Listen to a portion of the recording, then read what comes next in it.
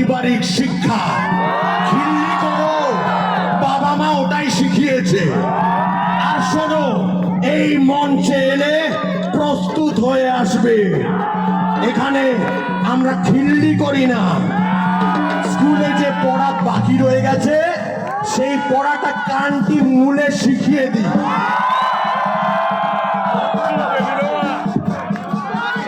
Facebook reel অন্য আঙুলটা দেখাচ্ছি না।